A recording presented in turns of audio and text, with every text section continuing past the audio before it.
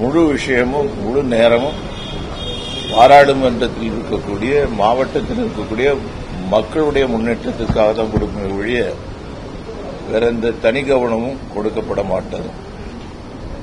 உதவின்னு வரக்கூடியவர்கள் அவர்கள் மத்தியில் எந்தவித பாகுபாடும் பார்க்காமல் இதுக்கு முன்னாடி எப்படி செயல்பட்டமோ ஜாதி மதங்கள்லாம் பார்க்காம அவங்களுக்கு எப்படி உழைச்சமோ அதே போல உழைப்போம்.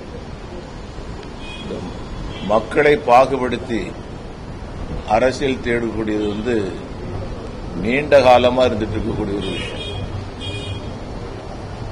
கடற்கரை பகுதியில் இருக்கக்கூடிய மீனவ சகோதரர்களை அங்க இருக்கக்கூடிய 2 ஜாதியை வச்சு பிரிச்சுருவாங்க, மதத்தை வச்சு பிரிப்பாங்க. பழைய 40 வருஷத்துக்கு முன்னாடி பழைய கதைகள்லாம் எடுத்து வச்சு ஒரு பூச்சாட்டி காமிச்சுக்கிட்டே இருப்பாங்க.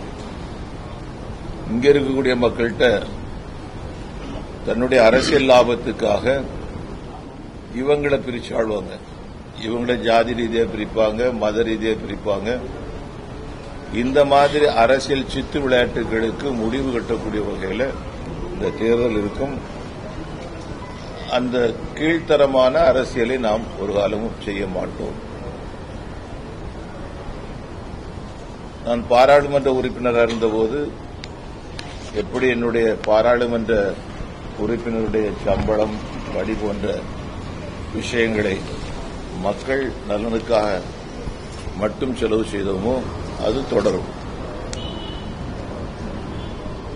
பாரதிய ஜனதா கட்சியினுடைய வெற்றிக்காக நீண்ட காலமாக உழைத்துக் கொண்டிருக்கக்கூடிய பாரதிய ஜனதா கட்சியினுடைய சகோதரர்கள் இதை சொல்லும்போது உடனடியா ஒரு குறிப்பிட்ட ஜாதி குறிப்பிட்ட மதம் தயவு செய்து நினைக்கிறாங்க. கடற்கரை பகுதியில் நான் அன்னைக்கு போயிருக்கும்போது 30 வருஷமா நான் பிஜேபியில் இருக்கிறேன் அப்படின்னு கடற்கரையை சேர்ந்த மீனவ சகோதரர்கள் சொன்னாங்க. 25 வருஷமா பிஜேபியில் இருக்கக்கூடிய காரணத்தினால சில கஷ்டங்களை அனுபவிக்கக்கூடிய பல மதங்களை சேர்ந்தவர்கள் அவங்களாம் இருக்காங்க.